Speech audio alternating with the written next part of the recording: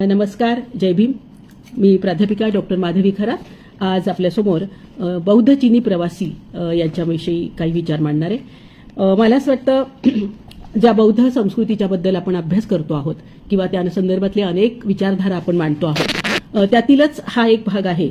आणि म्हणून हा विषय ज्यावेळेस माझ्यासमोर आला त्यावेळेस प्राचीन भारतामध्ये बौद्ध धम्माचा प्रचार आणि प्रसार भारतातनं बाहेरच्या देशांमध्ये कसा झाला आणि तो होत असताना कोणकोणत्या पद्धतीनं लोकांनी प्रयत्न केले, त्यामध्ये बौद्ध भिक्षूंचं असणारं योगदान याचाही एक विचार डोळ्यासमोर आला.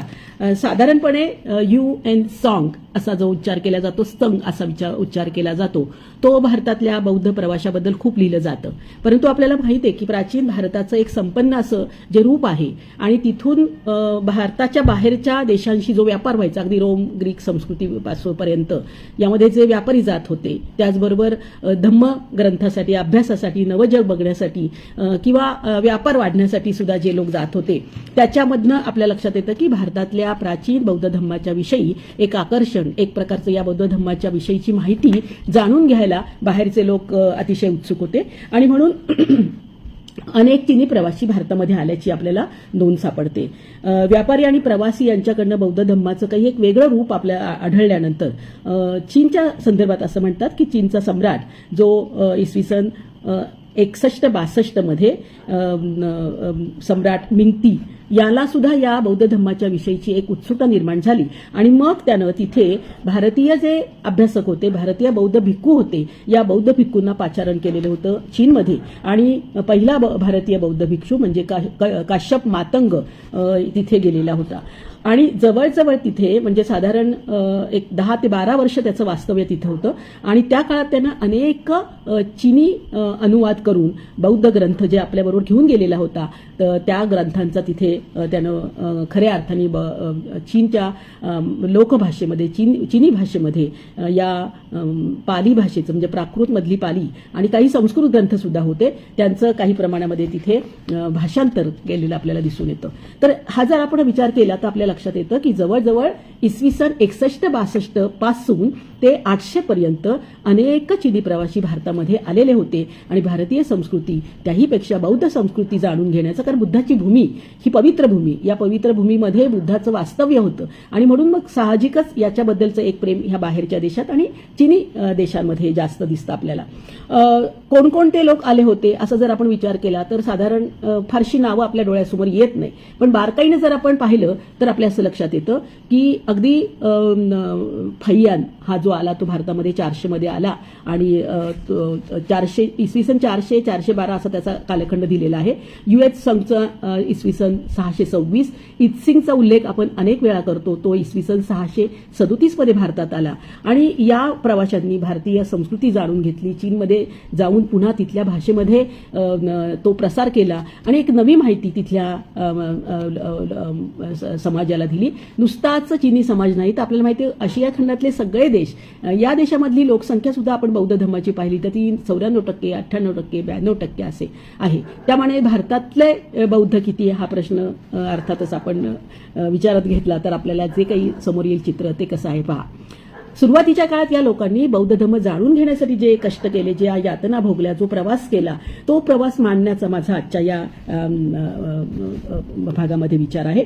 आणि काही लोकांची नावं मी यासाठी आपल्यासमोर घेणार आहे की हे झाले आपल्याला माहीत असणारे, पण कितीतरी असे बौद्ध भिक्खू होते जे चीनमध्ये होते, चीनमध्ये वावरत होते, बौद्ध धर्माविषयी माहिती होती पण ती सखोल नव्हती आणि त्यांनीही येण्याचा प्रयत्न केला. तर ते कोण होते तर भारतीय आणि चीनी प्रवासी यात्रेकरू प्रवासाच्या दरम्यान चर्चा करून त्यातून ज्या काही नव्या नव्या गोष्टी लोकांच्या समोर मांडत होते, बुद्धाची प्रतिमा असेल, बुद्धाच्या काळात काही अवशेष त्यांना प्राप्त झालेले असतील, ते विक्रीच्या स्वरूपात आलेल्या ह्या गोष्टी लोकांच्या मनामध्ये कुठेतरी बसल्या आणि मग अनेक लोक भारतामध्ये आले. आता कोण कोण आलेले होते आणि त्यांचा प्रवास कसा झाला तर त्यांचा प्रवास जर आपण पाहिला ना तर आपल्या असं लक्षात येतं की चीनकडे जाणाऱ्या दक्षिणेकडच्या मार्गावर जे तत्कालीन जी शहरं होती किंवा मोठे राज्य होते, राष्ट्र होते, त्यामध्ये काशगर, बारकंद, खोताना, डोक्याको, निया, ददान, ओलिक, कुची, एनकी, तुर्फान या सगळ्या भागावर राजा अशोकाचं वर्चस्व होतं.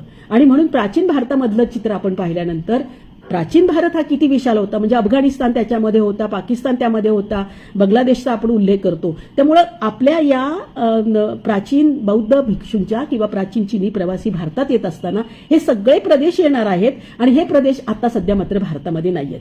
शिवाय आपण जो विचार करतो आहोत सन इसवी सन 61-62च्या पासूनचा, तर आपल्या असंही लक्षात येईल की आज आपण 2023 मध्ये आहोत, तर इतक्या वर्षांच्या मध्ये ही सगळी शहरं, हे सगळे राष्ट्र, यांचा इतिहास, यांचा भूगोल बदललेला आहे, नावं बदललेली आहेत. काही सगळीच्या सगळी शहरं ही अनेक तुफानांमुळे कदाचित जमिनीमध्ये पण गडप झालेली आहे, त्यांचा नामोनिशाणा पण नाहीये आणि उत्खननामध्ये आता नंतरच्या काळामध्ये आपल्याला ते सापडलेलं आहे. तर ही सगळी नावं, शहरांची नावं, या बौद्ध भिक्खूंनी वेळोवेळी जे काही लिहिलेलं आहे त्याच्यामधली नावं आणि आताची शहरं ही कदाचित आपल्याला त्याचा सुसंगती लागणार नाही. अर्थात संशोधक आणि अभ्यासक तो करण्याचा प्रयत्न करतात.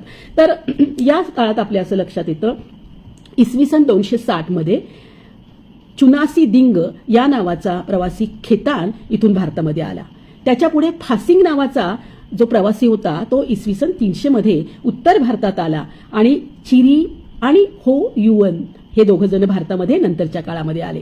बोधगया शिलालेखामध्ये या लोकांचा उल्लेख केलेला आपल्याला दिसून येतो. पुढे फाई चेन हा भारतामध्ये आला इसवी सन 400 मध्ये. त्याच्या पुढे सुंग युंग हा इसवी सन 518 मध्ये भारतात आला. त्यानंतर यू एन संग, ज्याचा आपण उच्चार करतो युएन चॉंग म्हणतो आपण बरेच वेळा, तर तो इसवी सन 629ला भारतामध्ये आला. आणि त्याच्याही आधी बँग यू एन से या नावाचा एक बौद्ध भिक्षू इसवी सन 540 मध्ये भारतामध्ये आला. आता यांची नावं कुठे आहेत तर नालंदा जिल्ह्यातील राजगीर येथील जे भगवान गौतम बुद्ध ज्या टेकडीवर आपला ध्यानधारणेसाठी बसायचे, गृदकुट नावाची जी टेकडी आहे, तर या टेकडीवरच्या शिलालेखामध्ये या दोन बौद्ध भिक्खूंचा उल्लेख आपल्याला दिसतो. त्यामुळे आपल्या असं लक्षात येईल की सगळ्यात शेवटचा जो भारतामध्ये प्रवासी आला यू केहेग असं नाव आहे त्याचं, आणि तो 8व्या शतकात आल्याचा उल्लेख आहे. काश्मीरमधील बौद्ध विहार जे अमृतानुभव नावाचं आहे आणि तिथल्या काश्मीरची राणी, त्या राणीनं येणाऱ्या जाणाऱ्या बौद्ध भिक्षूंना, प्रवाशांना, व्यापाऱ्यांना राहण्यासाठी एक ठिकाण असावं आणि त्यांची काही व्यवस्था करावी म्हणून जे विहार तिनं बांधलेलं होतं, त्या विहारामध्ये अमृताप्रभा नावाची ही जी राणी होती काश्मीरची, तर तिनं यात्रेकरूंना बांधलेल्या विहारामध्ये या दोघांचा उल्लेख आहे, यू केहेग, आणि दुसऱ्याचा उल्लेख गोमितो P1 असा ती करते आहे. आणि याप्रमाणे आपल्या असं लक्षात येईल की काय होतं आहे तर बरेच वेळा इसवी सन 260 ते 800 या काळामध्ये अनेक चिनी प्रवासी भारतामध्ये आले. भारतीय बौद्ध धम्म जाणून घेण्यासाठी भारतामध्ये ज्या ज्या ठिकाणी बुद्धाचं अस्तित्व होतं, बुद्धाचं कालखंड होता, जिथे जिथे गौतम बुद्धांना त्यांनी वर्षावसन केलं होतं किंवा वर्षावास केलेला होता, साधारण 45 ठिकाणांचा आपण उल्लेख करतो. तर या सगळ्याच्या बद्दलचं एक प्रकारचं कुतूहल, एक प्रकार अभ्यासाची दृष्टी, संशोधकीय दृष्टी आणि जगाला खऱ्या अर्थाने गौतम बुद्धाचा बुद्ध धम्म जो शांतीचा आहे, अहिंसेचा आहे, आणि आज जगात इतकी युद्ध झालेली आहे, सगळी युद्ध आपल्या स्मरणात नाहीये, पण बुद्धाचा संदेश मात्र स्मरणात आहे.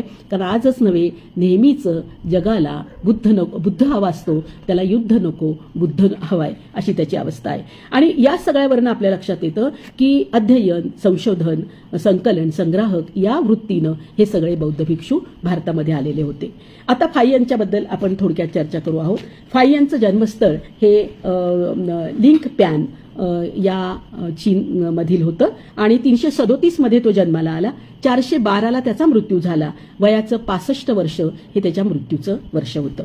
भारतामध्ये इसवी सन 400 मध्ये तो आला आणि आपल्या हे पण लक्षात येतं की बघा प्रत्येक ठिकाणी म्हणजे समाज कुठलाही असू दे, साधारण आपल्या लक्षात येतं की माणसाची बुद्धी जिथं काम करत नाही तिथं तो आस्थेनं काही श्रद्धांचा विचार करतो. आणि अगदी जे आपल्या सर्वसामान्यांच्या अनेक कथांमध्ये, दृष्टांतामध्ये येतं तसंच आपल्याला फायियनच्या दृष्टांतामध्ये येतं की त्याच्या आईवडिलांची मुलं ही सतत कुठल्या ना कुठल्या पद्धतीनं मृत्यू पावत होती. आणि मग ज्यावेळेस फायियन आईच्या गर्भावस्थेत होता त्यावेळेस त्यांनी तिथल्या ठिकाणी एक असा बौद्ध विहारामध्ये एक असा नवस केला किंवा एक अशी प्रार्थना केली की आम्हाला होणारं बाळ जर आता जिवंत राहिलं तर आम्ही ते असंच असं बुद्ध विहारासाठी देऊन टाकू. आणि त्यानंतर फायनचा जन्म झाला आणि फायन हा जन्मल्यानंतर काही काळातच तो आजारी पडला. तेव्हा या आईनं पुन्हा हीच प्रार्थना केली आणि मग आपल्या असं लक्षात येतं की काय झालेलं आहे तर त्याला तो बरा झाल्यानंतर वयाच्या 10व्या वर्षी त्याला त्याच्या त्या बुद्धविहारामध्ये ठेवण्यात आलं. आता बुद्धविहारात तो गेला आणि कालांतराने वडिलांचा मृत्यू झाला. त्यामुळे त्याचा काका त्याला न्यायला आला आणि तू आता परत आपल्या घरामध्ये ये आणि बुद्ध धम्मच्या संघामध्ये तू आता काही जाऊ नकोस त्याला असं विनवणी केली. परंतु तिथलं वातावरण, तिथली शांतता आणि त्यातूनच त्याच्या मनाला एक प्रकारची धम्माच्या विषयीची आस्था निर्माण झाली होती. त्यामुळे त्यानं आपली आई एकटी होती परंतु ती कुटुंबाने सांभाळावी अशी विनंती केली आणि त्यानंतर तो पुन्हा आपल्या लक्षात असं येतं की तो पुन्हा बौद्ध विहारामध्ये आला. आणखीन आपल्या असंही लक्षात येईल की फायन कालांतराने आईचा मृत्यू झाला तर आईच्या अंत्यविधीला तो गेला परंतु तो पुन्हा आईच्या घरी म्हणजे संसारामध्ये तो राहिला नाही.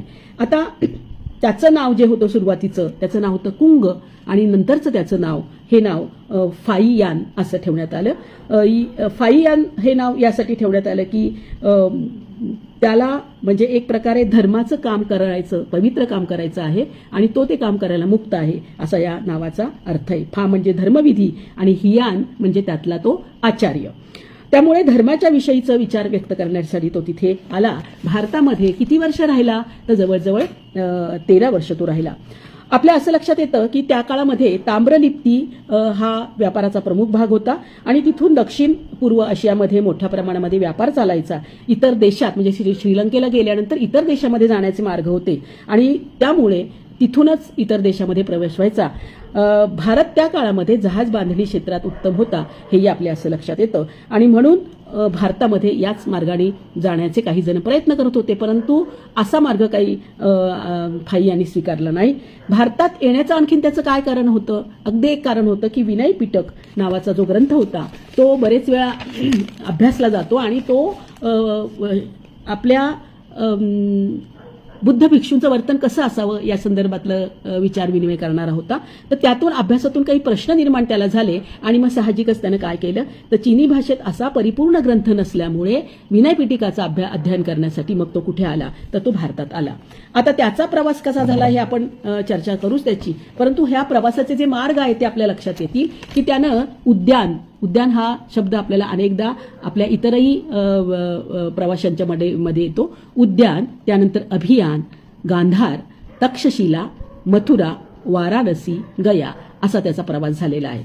आता विनय पिटिकेमध्ये काही वर्तनाच्या विषयीचे प्रश्न निर्माण झाल्यामुळे त्याला असं वाटलं की त्याला भारतात येणं आवश्यक आहे आणि तो भारतामध्ये आला.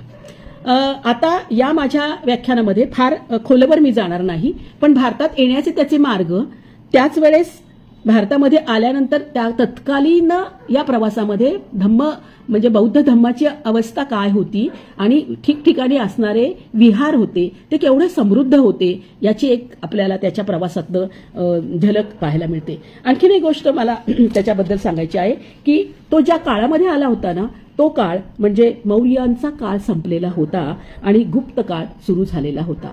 आता या काळात तो आलेला नंतर भारतामध्ये अत्यंतिक हालापेष्टा करून तो आला, त्याचं आपण वर्णन पुढे नंतर करूयात. परंतु इथे आल्यानंतर जशी त्याला भारतीय भूमी लाभली तसं त्यानं तिथल्या तिथे लोटांगण घातलं, आनंदाने विभोर झाला. तो आकाशाकडे त्यानं हात केले आणि तो म्हणाला की ज्या बुद्धाचं मला दर्शन हवं होतं त्याच्यासाठी मी आलेलो आहे आणि आता माझा सगळा मार्ग हा अतिशय सुंदर होणार आहे.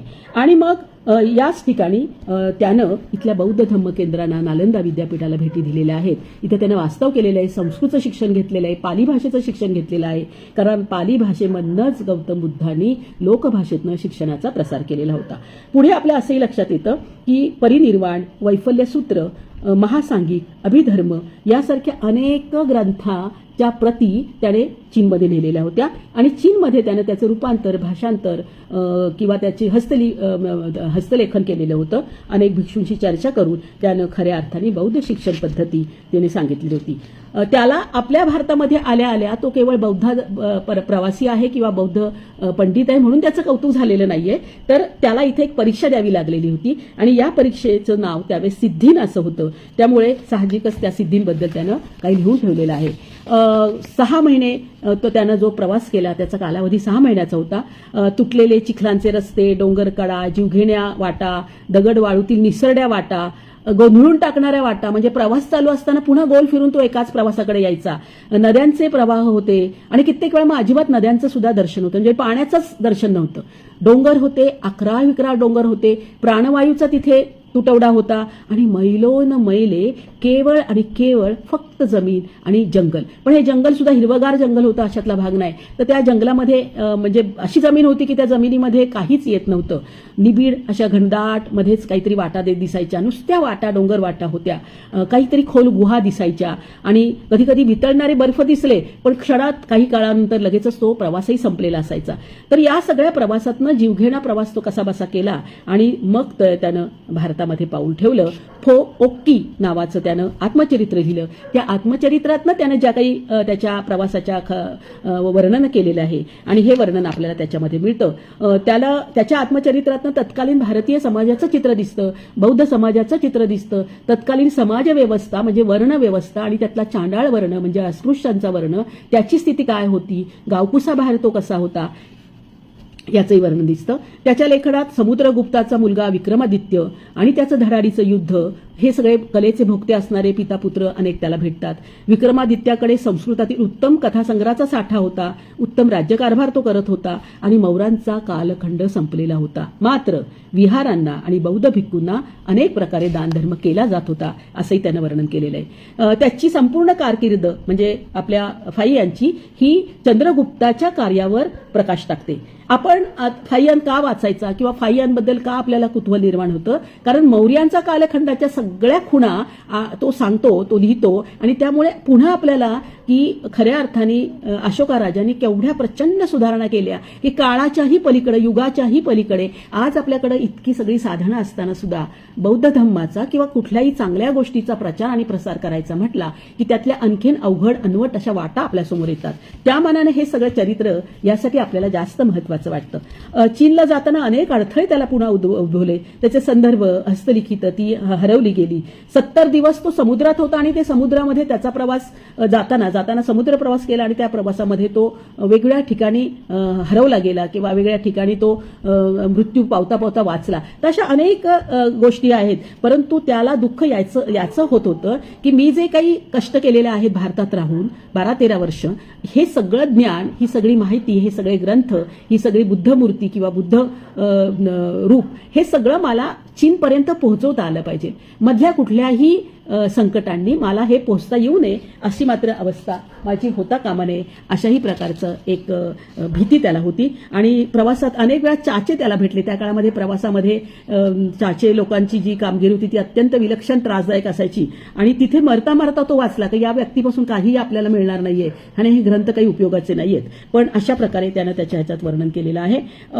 त्यानंतर चंद्रगुप्ताच्या कालखंडामध्ये अशोकाच्या म्हणजे भव्य राजवाडाचं वर्णन करताना तो म्हणतोय खरं तर सगळा हा राजवाडा विदीर्ण अवस्थेमध्ये होता, परंतु ते जे खांब होते, तिथली जी रचना होती त्यावरनं केवढा भव्य असेल तो. त्यानं असं उद्गार काढलेले आहेत की हे सगळा राजवाडा बांधणं किंवा मौर्यांची जी मोठी राजवट सुरू केली त्याच्यामधल्या ज्या वास्तुशास्त्र, जे मोठ्या मोठ्या रस्ते तयार केलेले आहेत, धर्मशाळा तयार केलेल्या आहेत, मोठ्या बिल्डिंग्स आहेत, तर हे सगळं कुणीतरी परमेश्वरानेच केलं असावं, कारण मनुष्याची प्रगती इतकी होणे शक्य नाही. हे तो मौर्यांचा काळ संपल्या गेलेला असताना सुद्धा लिहितोय. याचा अर्थ केवढ्या मोठ्या प्रमाणात त्या सगळ्या वास्तू आणि तो सगळा राजा अशोकाने सुरू केलेला सगळा भाग त्याच्या नजरेला आला होता.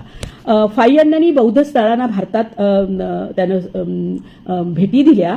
त्याला अयोध्येच्या परिसरामध्ये बौद्ध मठ आढळले. सहेत आणि महेत हे उत्तर प्रदेशातले गोंड आणि बहिराई या जिल्ह्यामधल्या सीमेवरचे प्रदेश होते आणि तिथेच श्रावस्ती नगरी होती. त्यामुळे तिथं त्याला जवळजवळ 68 विहार सापडले. म्हणजे हे विहार सापडले याचा अर्थ ते विहार तिथे होते. काही संपलेल्या अवस्थेत असतील, काही चालू अवस्थेत होती, परंतु हे तिथे होते. आणि नंतर श्रावस्तीमध्ये 25 वर्ष बुद्धांनी वास्तव केलं असल्यामुळे त्यानं तिथल्या आसपास भेट दिली. चीनमधील लिमपेन या ठिकाणी त्याचा जन्म गाव होतं आणि 337चा त्याचा जन्म हे मी आपल्याला सांगितलेलंच होतं.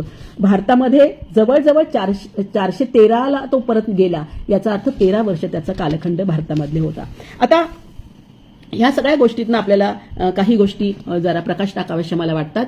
आणि त्याचा प्रवास जो झाला त्याच्यामधले प्रदेश बघा की विहारातनं म्हणजे तिथून चीनमधनं ज्यावेळेस तो निघाला तर तिथून शेन्से प्रदेशाचा पश्चिम आणि कानसू प्रदेशाचा पूर्वेकडचा भाग असा मिळून जो एक प्रदेश तयार होतोय त्याला लॉंग म्हटलं गेलं. त्या प्रदेशामध्ये तो आला आणि किनकी असं नावाचं जे राज्य होतं त्या राज्यामध्ये कानसू देशातल्या लांचाऊ नावाच्या भागामध्ये तो तिथे पोहोचला. किनकीला तो पोहोचल्यानंतर वर्षावासामुळे तो 3 महिने तिथे थांबला आणि त्यानंतर जनपद नावाच्या शहरात तो गेला. आता हे जनपद जे आहे ते राज्याचं नाव असेल किंवा कदाचित नदीचं नाव असण्याची शक्यता आहे, कारण नद्यांच्या कडेकडेनं प्रवास होतो आणि तो तिथे पोहोचला त्यावेळेस तेवढाच उल्लेख त्यानं केल्यामुळे त्याच्याबद्दल फारशी माहिती नाही. पण यांग्लो पर्वत पार करून तो पुढे आला. तिथला एका राजाने त्याला भरपूर मदत केली, कारण त्याला माहित होतं ज्या भारतामध्ये हा चाललेला आहे त्या भारतामध्ये प्रवास करत असताना जे काही प्रचंड गोबीचा वाळवंट वगैरे असा शब्द वापरलेला आहे, रेशीम वाटेवरनं तो आलेला आहे असे शब्द वापरलेले आहेत, तर तो प्रचंड त्रासाचा आहे. म्हणजे माणसाचा मृत्यूच तिथे होणार आहे, कारण अनेक लोक भारतात आलेले लक्षात घ्या, त्यांची नावही आपल्याला माहित नाहीये आणि ते भारतात येण्यापूर्वीच त्यांचा मृत्यू झालाय. कारण हे सगळे पर्वत ओलांडणं, ह्या सगळ्या वाटा, निसरड्या वाटा, या वाटांवरचा प्रवास अतिशय भयानक होता. परंतु तो करत असताना कदाचित या प्रवाशाची काही अवस्था वाईट होईल तर त्याला काही घोडी, काही द्रव्य, काही पाणी किंवा अन्न पाणी त्याला पुरवण्यात आलं. आता एक गोष्ट मी तुम्हाला मगाशी सांगितली नाही ती अशी की ज्यावेळेस तो भारतात यायला निघाला त्यावेळेस साहजिकच अनेक ठिकाणी त्याचं स्वागत करण्यात आलं. त्यावेळेस त्या एका ठिकाणी म्हणजे लांचाऊ या ठिकाणावरून तो निघाला, तिथला जो एक प्रदेश होता, तिथला एक बौद्ध विहार होता, त्या विहारामध्ये अनेक बौद्ध भिक्षू होते आणि ते अभ्यास करत होते. हा जेव्हा नवीन प्रवासी किंवा भिक्षू आपल्याकडे आलेला आहे त्याचं स्वागत करताना त्यांना हे कुतूहल आणि कौतुक वाटलं की तो भारतामध्ये चाललेला आहे, बुद्धाच्या देशात चाललेला आहे आणि तो बुद्धाच्या देशात काय चाललेला आहे तर त्याला बुद्धाच्या देशातनं खऱ्या अर्थाने बौद्ध धर्म स्वीकारायचा आहे. आपल्या असंही लक्षात येतं की त्याच्याबरोबर यायला तिथले तरुण काही जे बौद्ध भिक्षू होते ते तयार झाले. त्यांची नावं मी आपल्याला सांगते. सुरुवातीच्या काळात जे त्याच्याबरोबर होते ते म्हणजे 4 साथीदार, हेकिंग, तौचिंग, हेसिंग आणि हेवी. हे 4 जण चांगान नावाच्या विहारात राहत होते आणि या नव्या भिक्षूची कीर्ती त्यांच्या कानावर पडल्यानंतर आम्हालाही बरोबर घेऊन चला असं म्हणून सगळेजण ते आता निघाले. आता हा प्रवास इतका विलक्षण होता की पुढे लँग असा उच्चार केलेला आहे. किनकी जनपद यांग्लो पर्वत पार करून मग ते चांगई नावाच्या ठिकाणी गेले आणि तिथे त्यांनी मात्र वर्षभर मुक्काम केला. का केला तर तिथलं वातावरण राजकीय अतिशय आणीबाणीचं होतं आणि त्याला पुढे जाता येणं शक्य नव्हतं. हा प्रवास करत असताना जिथं माणसांच्याच मृत्यूचे सापळे दिसणार आहेत, जिथं कुठल्याही प्रकारे जगण्याची आशा नाहीये, अशा ठिकाणी तो जातो आहे. म्हणून त्याला अनेक लोकांनी त्याचं कौतुक केलं, त्याला प्रोत्साहन दिलं, त्याला उत्तेजन दिलं आणि तो जणू काही भारतातच पोहोचलाय अशा प्रकारे त्याच्यासमोर अनेक जण नतमस्तक झाले. एक मला यातली गोष्ट आपल्याला सांगायला आवडेल की हे बौद्ध भिक्षू जे होते त्यांनी सर्वसंग परित्याग केल्यामुळे त्यांना कुटुंब आणि घरच्यांची किंवा कुठला ओढा त्यांच्या मनामध्ये नव्हता, पण त्यांना जास्त जे त्यांचा संपूर्ण व्यक्तिमत्वाचा विचार केला तर त्यांना फक्त आणि फक्त बुद्धाच्या देशाची आस होती. ज्या देशामध्ये संपूर्ण जगाला विश्वशांतीचा संदेश देण्याचं एक फार मोठं ताकद आहे, ती भूमी केवढी पवित्र. आणि म्हणून कुठलीही आसक्ती मनात न ठेवणारा जरी भिक्षू हे असले तरी त्यांची एक आसक्ती होती ती बुद्धाच्या प्रदेशामध्ये किमान आपल्याला मृत्यू यावा. आणि म्हणून अनेक जण जेव्हा त्यांचं स्वागत करत होते तेव्हा एक प्रकारची प्रेरणा, एक प्रकारचा उत्साह त्यांच्या मनामध्ये निर्माण झाला.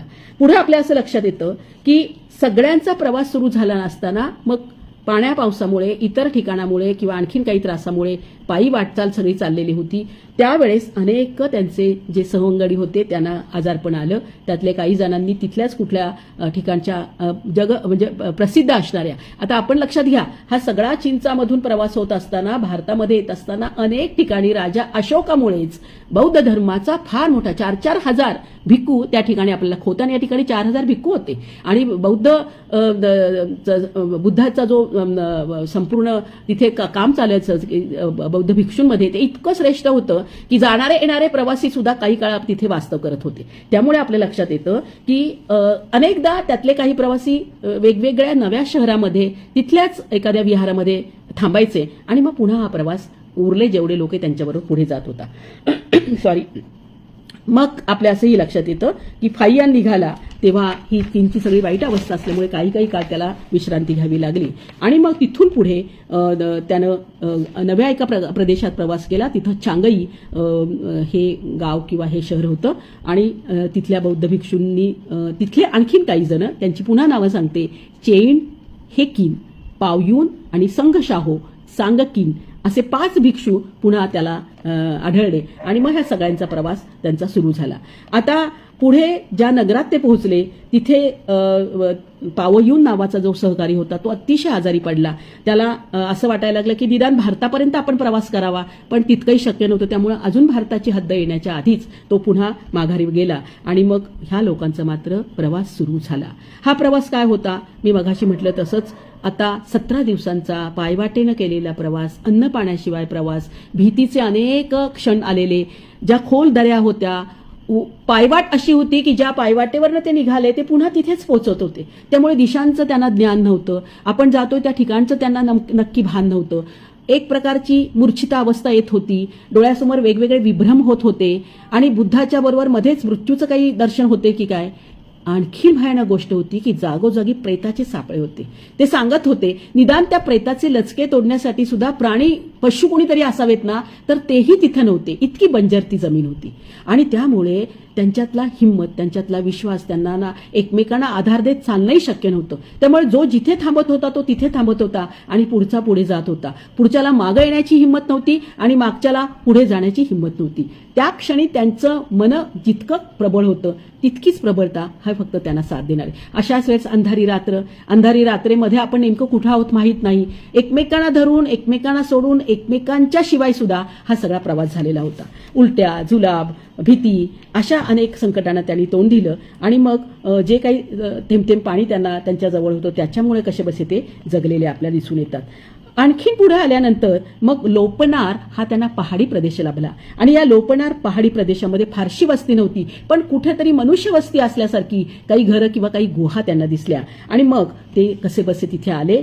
त्यात ढगळ कपडे घातलेले, ज्याला पश्मिना आपण असं म्हणतो, असा तो एक पूर्ण अंगभर असणारे वस्त्र असे लोक तिथे होते आणि त्या लोकांमध्ये परक्या लोकांच्या बद्दल भीती होती. भूत, खेत, आत्मे असा सगळा भाग असल्यामुळे लोक त्यांच्याकडे येत नव्हते. आणि मग आपल्या असं लक्षात येतं या 17 दिवसांमध्ये ते मनुष्य आहेत हे कसं बसं ओळखू येतं. त्यांच्या अंगावरचे कपडे, त्यांच्या मनातल्या भावना, त्यांच्या चेहऱ्यावर क्वचित असणाऱ्या एखाद्या छोट्या छोट्या जीवांनी लचके कसे तोडले, माशा वगैरे असतील वगैरे वगैरे सगळ्या अडचणींना त्यांनी तोंड दिला आणि मग ही सगळी मंडळी कशी बशी ही आपल्याला लक्षात येतं की भारतामध्ये पोहोचली. म्हणजे 15 दिवस त्यांनी तिथे प्रवास केला त्या वस्तीमध्ये. त्या वस्तीतल्या लोकांनी त्यांना फारसं मदत केली नाही, परंतु उहे या गावाला नंतर ते पोहोचले.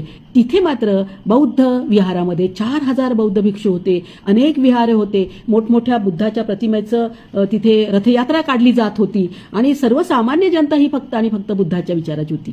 त्यामुळे तिथे त्यांना फार मोठ्या प्रमाणामध्ये त्यांचं स्वागत करण्यात आलं. आणि हा देश नेमका आता कुठे आहे असा जर प्रश्न आपण केला तर आपल्याला तो देश कुठलाही कळत नाही. कित्येक वेळा उच्चार जे त्यानं त्याच्या चिनी भाषेत लिहिलेत ते आणि नंतरचे उच्चार आणि त्यानुसार देश शोधणं कठीण होतं. परंतु अनेक अभ्यासकांनी जो आता विचार मांडलेले त्यानुसार एक साधारण तो कसा आला, कसा त्यानं प्रवास केला हे आपल्या लक्षात येतं. बरेचसे देश हे वाळूमध्ये गाडले गेलेले आहेत. अफगाणिस्तान आणि गंधारमध्ये, पाकिस्तानामध्ये रावळपिंडी, त्याला पूर्ण पुरुष असा एक शब्द वापरला जात होता आणि तिथे नंतरच्या काळामध्ये आपल्याला त्या शहराचं नावही बदललेलं दिसतं. आता जे उत्खननात सापडलेलं होतं त्याच्यामध्ये खरोष्टी लिपीतले काही लेखन होतं आणि काही प्रस्तर म्हणजे दगडावरचं शिलालेख आपण म्हणू ते तिथे होते आणि त्याच्यामुळे काही गोष्टी आपल्याला तिथं दिसायला मिळतात. फाईयानला हुए आणि कुंग या प्रदेशातला अत्यंतिक वाईट अनुभव आला.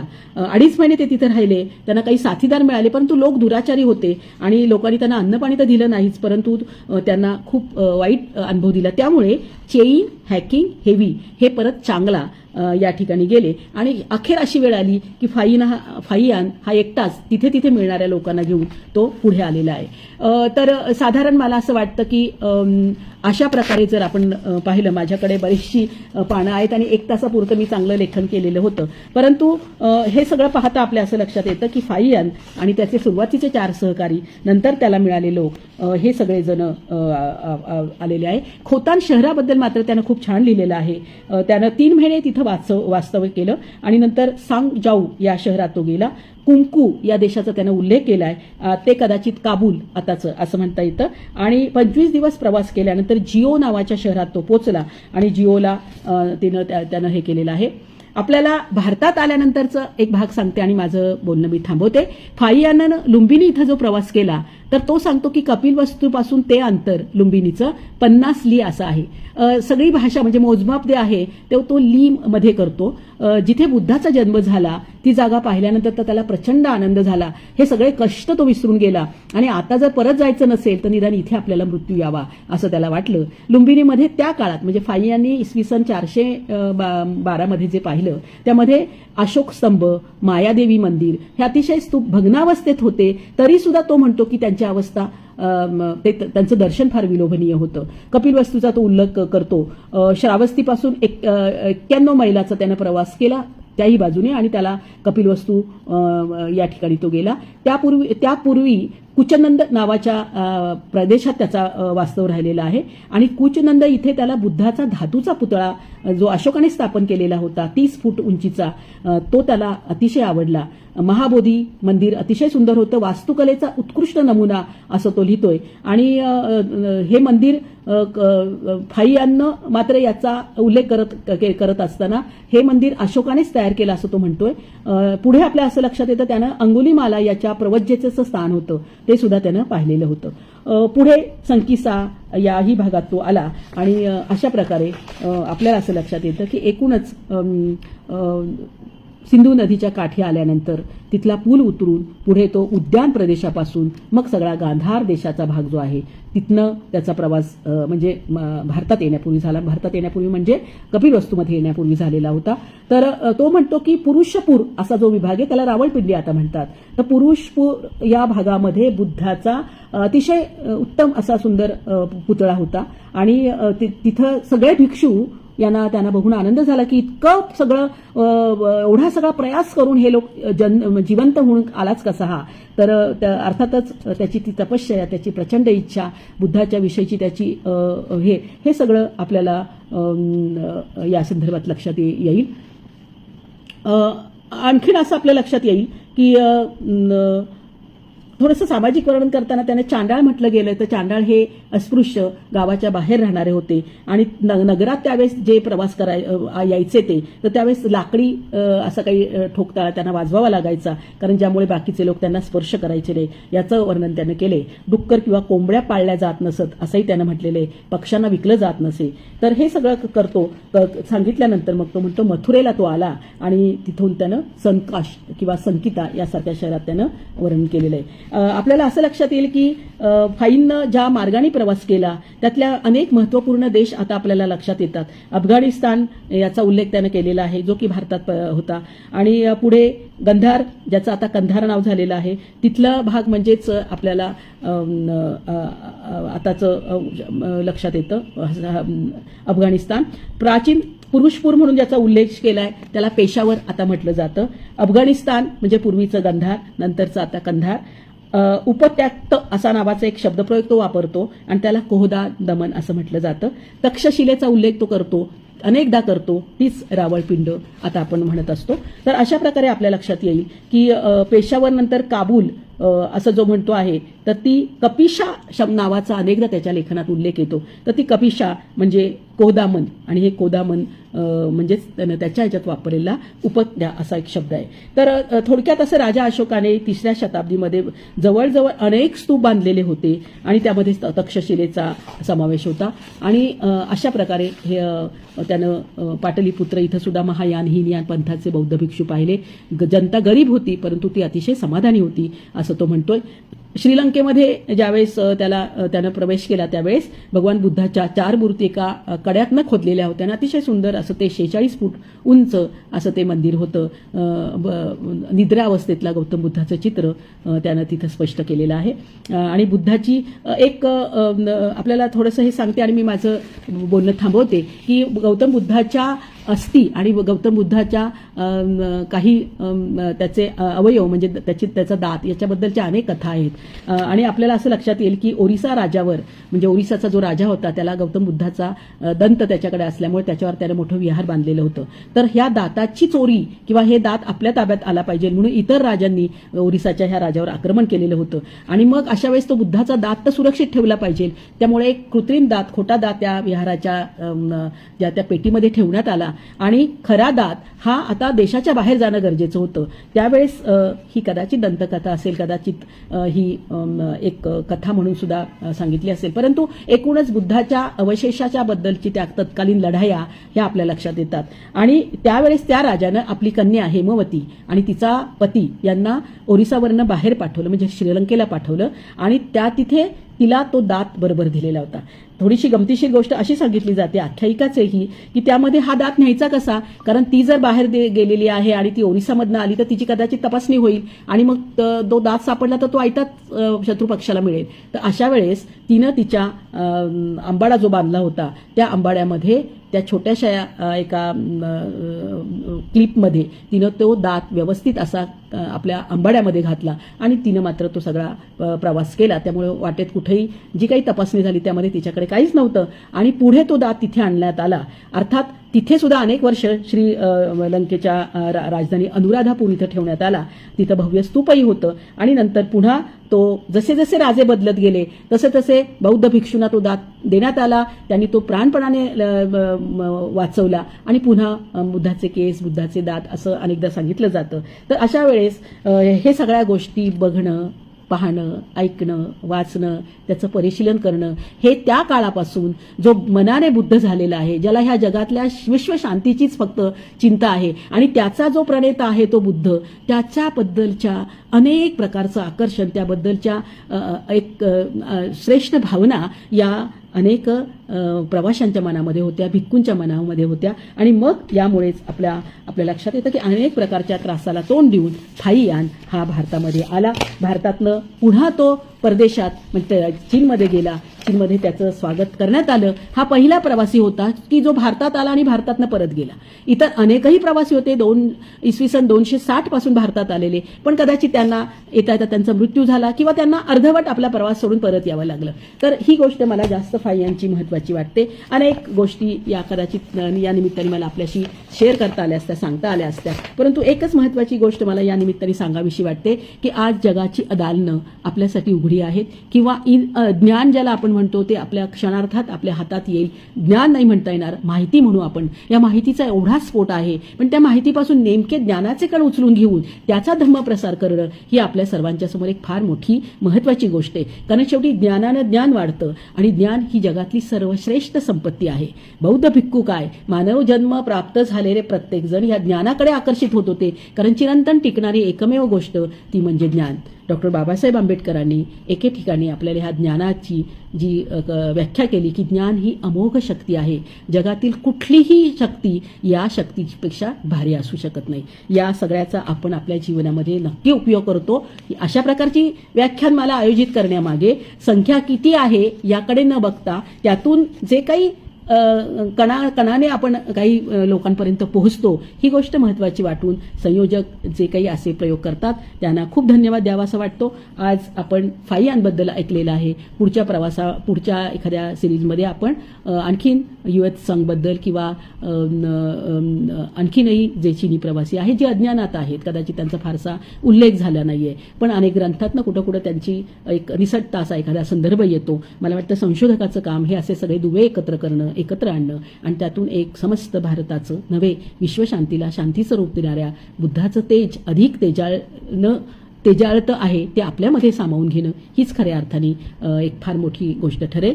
आपण मला इथं बोलावलं याबद्दल आपल्या सर्वांना मी धन्यवाद देते. मी आपली सर्वांची रजा घेते. धन्यवाद. नमस्ते. जय भीम.